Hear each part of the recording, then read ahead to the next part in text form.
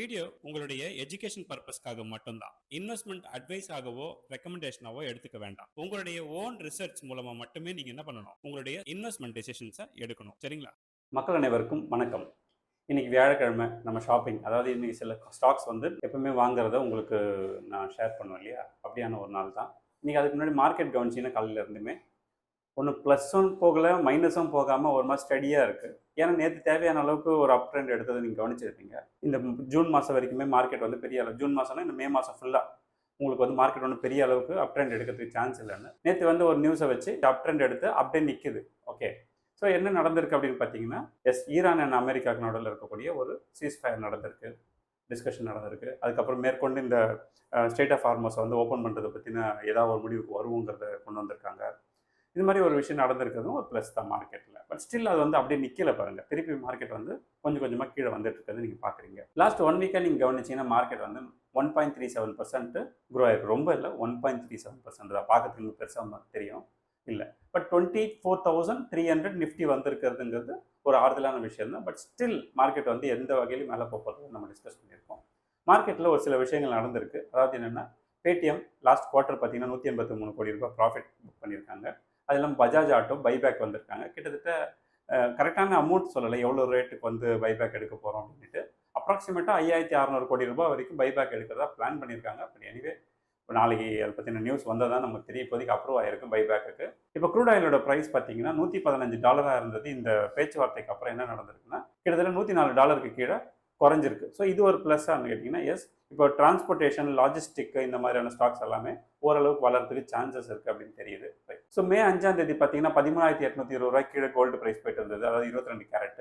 இன்னைக்கு பார்த்தீங்கன்னா அப்படியே ஸ்லோவாக 14,000, 14,100, 14,150ன்னு இன்க்ரீஸ் ஆகிருக்கிறது உங்களால் பார்க்க முடியுது. இந்த சில்வரில் பெருசாக அந்த சேஞ்சஸ் இல்லை. லாஸ்ட் 2 டேஸாக அப்படி கண்டினியூ 275 மெயின்டைன் ஆகுது. இப்போ நம்ம கன்சிடர் பண்ண போகிற முதல் கம்பெனி எதுன்னு பார்த்தீங்கன்னா ஏபிபி இந்தியா. ஏபிபி இந்தியாங்கிறது ஒரு கேபிட்டல் குட்ஸ் வரக்கூடிய ஒரு கான்செப்ட். செமிகண்டக்டர் இந்த மாதிரியான விஷயங்கள்லாம் சேர்த்துங்க. லாஸ்ட் 5 இயர்லேயும் உங்களோட ரிட்டர்ன் பார்த்தீங்கன்னா 427% வரைக்கும் க்ரோத் இருக்குது. ஏன்னா எலக்ட்ரானிக் அண்ட் செமிகண்டக்டர்ஸ் வந்து இப்போ ரொம்ப டிமாண்ட்ஃபுல்லான ப்ராடக்டாக போயிட்டு இருக்கிறதுனால 7,070 rupees இருக்குது. ரைட், இப்போ நம்ம என்ன பண்ண போகிறோம், இதில் பி கவனிச்சிங்க. உள்ளே போகிறதுக்கு முன்னாடி இதை பார்க்காம உள்ளே போகிறதுக்கு ஏன் இதுக்குள்ளே போகிறோங்கிறதெல்லாம் யோசிச்சு முடிவு பண்ணிட்டு போங்க. நான் இப்போ உள்ளே போகிற இந்த டைமில் இதோட பி பார்த்தீங்கன்னா 91 இருக்குது. ஏன்னா இவங்களோட ஆர்டர் புக்கோட கால்குலேட் பண்ணும்போது அது கம்ஃபர்டபுளான பி தான். பட் ஸ்டில் நம்ம புக்கை வச்சு தான் கால்குலேட் பண்ணுவோங்கிறதுனால ஒரு விஷயம். அடுத்தது இவங்களோட ஆர்ஒஐ பார்த்தீங்கன்னா 21.29 இருக்குது. இதெல்லாம் மைண்டில் வச்சுக்கிட்டு நம்ம என்ன பண்ணுறோம்னா இந்த ஸ்டாக்கை கன்சிடர் பண்ணுறோம். ஸோ நம்ம இன்றைக்கி என்ன பிளான் பண்ணிட்டோம்னா, ஒரு ஸ்டாக்லேயும் ஒரு 15,000 ஆவரேஜ் 75,000 பிளான் பண்ணலான்னு இருக்கும். இதில் 2 ஸ்டாக் மேலே நம்மளால் வாங்க முடியாது. எனிவே 2 ஸ்டாக் நம்ம கன்சிடர் பண்ணுறோம். இன்றைக்கி நான் கன்சிடர் பண்ணுற ஒரு விஷயம் என்னென்னா, இந்த பாலிகேப் இன்றைக்கி ரேட் வந்து 8,900 ரூபாய் விற்கிது. ஏற்கனவே நம்ம கன்சிடர் பண்ணும்போது ரொம்ப கம்மியான ரேட்டில் கன்சிடர் பண்ணிடலாம். பட் இப்போ ரேட் ஏறிச்சே வாங்கலாமா அப்படிலாம் நிறைய யோசனை இருக்கும். பட் அப்படிலாம் இல்லை. நம்மளோட பிளான் வந்து நெக்ஸ்ட் 10 இயர்க்கான டார்கெட் வச்சுருக்கோம்.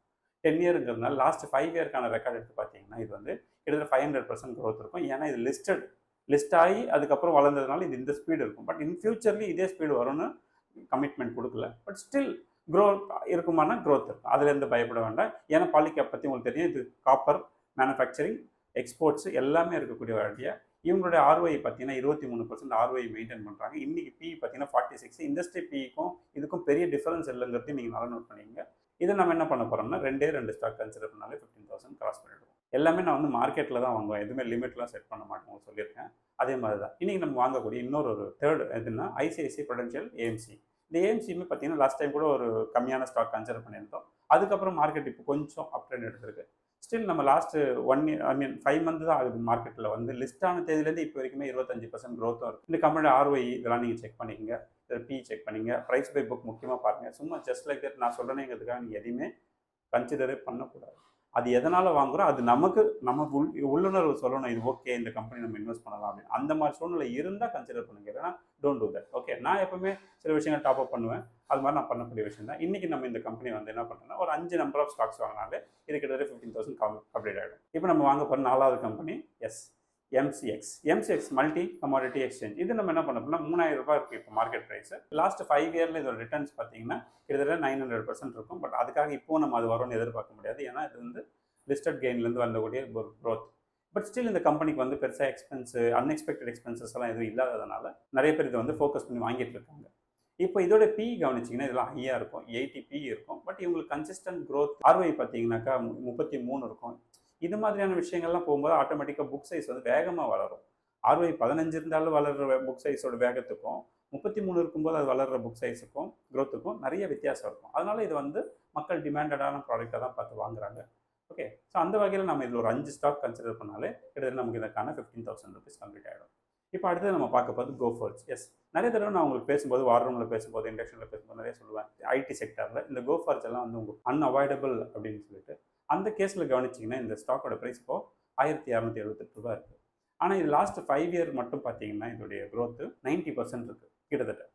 யோசிச்சு பாருங்கள், நீங்கள் டிசிஎஸ் மாதிரி இன்ஃபோசிஸ் மாதிரியான கம்பெனிகளாலே லாஸ்ட் 5 இயராக எந்த ரிட்டர்ன்ஸும் கொடுக்க முடியாத இடத்துல இருக்கும்போது இது வந்து உங்களுக்கு அப்ஸ் அண்ட் டவுன்ஸ் இருந்தாலும் கூட ஓரளவுக்கு உங்களுக்கான க்ரோத்தை கொடுத்துருக்கு. இது ரீபவுண்ட் ஆச்சுன்னா 120% வரைக்கும் கூட பாசிபிலிட்டி இருக்குது. பட் நம்ம லாங் டேர்ம் பிளான் பண்ணுறோம், நெக்ஸ்ட் 10 இயருக்கு இதோட பிளான் இருந்ததுனால இதை நம்ம என்ன பண்ணலாம்னா ஒரு 12 ஸ்டாக் கன்சிடர் பண்ணாலே நம்ம 15,000 வந்துடும். இந்த மீன் டைம் இதோட ROI இப்போ அங்கே கம்மியாக தான் இருக்குது, 16.31 தான் இருக்குது. இதோட PE பார்த்தீங்கன்னா 31 இருக்குது, அடிக்குவேட்டான PE. ஸோ இங்கே ROI வச்சு PE கால்குலேட் பண்ணிங்கன்னா இது கரெக்டான PE தான் இருக்கும். அதுவும் லாஸ்ட் 5 இயராக நல்ல ரிட்டர்ன் கொடுத்துருக்கக்கூடிய இடத்துல இருக்கிறதுனால இது நம்ம ஒரு 12 ஸ்டாக் கன்சிடர் பண்ணுறோம். இந்த 12 ஸ்டாக் கன்சிடர் பண்ணாலே இது 15,000 ருபீஸ் ஆச்சு.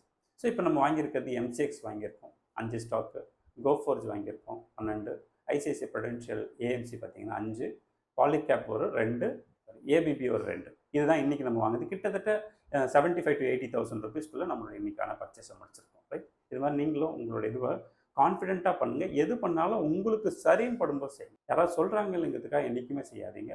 நேற்றுக்கு கூட வந்து பார்த்தீங்கன்னா ப்ரீ இண்டக்ஷன் நிறைய பேர் ஜாயின் பண்ணியிருந்தீங்க. நாளைக்கு வெள்ளிக்கிழமை இண்டக்ஷன் இருக்குது. இந்த வாரம் ஜாயின் பண்ண அத்தனை பேருக்கும் எல்லாருமே கண்டிப்பாக இண்டக்ஷனில் ஜாயின் பண்ணிக்கோங்க. ஓகே, 9 மணிக்கு இண்டக்ஷன் ஃப்ரைடே இந்தியன் டைம் படி சொல்கிறேன். மிஸ் பண்ணிட்டீங்கன்னு நினைக்கிறீங்கன்னா இம்மீடியட்டாக டிஸ்கிரிப்ஷனில் லிங்க் கொடுத்துருக்கேன். லிங்க்கில் வந்து கிளிக் பண்ணி பாருங்கள், ஒரு வீடியோ இருக்கும், ஃபுல்லாக பாருங்கள். உங்களுக்கு என்னென்ன கேள்விகள்லாம் இருக்குது எல்லாமே அதில் டீட்டெயிலாக எக்ஸ்பிளைன் பண்ணியிருப்பேன்.